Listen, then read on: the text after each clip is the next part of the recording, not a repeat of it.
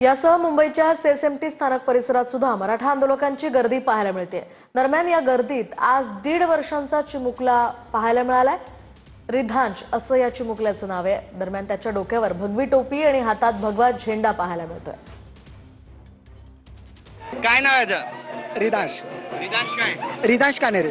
अच्छा, किती वर्षाचा आहे रिधांश? हा 1.5 वर्षाचा। काही बोलतो का? नाही बोलत नाही। काही नाही बोलत। बरं, तुम्ही सगळे या ठिकाणी सहकुटुंब पोहोचलेला आहात। मनोज जरांगे हे आंदोलनाला बसलेले आहेत। काय तुमच्या भावना आहे ज्यावेळी तुम्ही टीव्हीवर हे सगळं पाहिलं? असं वाटतं आरक्षण द्यायला पाहिजे ना। कुठून आलात तुम्ही? आम्ही दिवा इथून संभाजीनगरचोय प्रॉपर। पण तुम्ही याच्या डोक्यावरती ही भगवी टोपी का घातली? कारण की त्याच्यासाठीच तर लढतोय ना, आरक्षण भेटलं पाहिजे ना। लहान मुलगा आहे। तुमची काय भावना आहे?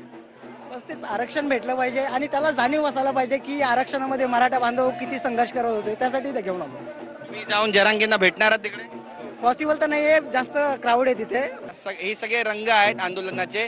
एक मराठा लाख मराठाच्या घोषणांनी हा संपूर्ण जो सीएसएमटीचा परिसर आहे तो सध्या दुमदुमून गेलेला आहे। बरेचसे आंदोलक आहेत या ठिकाणी, सहकुटुंब पोहोचत आहेत, लेकरा बाळांना घेऊन येत आहेत, त्यांच्या भविष्याचा विचार करायचा आहे, यासाठी त्यांचं हे पाऊल आहे। एकंदरीतच सरकारची भूमिका काय असणार आहे पाहणं महत्त्वाचं ठरेल। कॅमेरा पर्सन मनीष विचारेसह गिरीश गायकवाड, TV9 मराठी, मुंबई।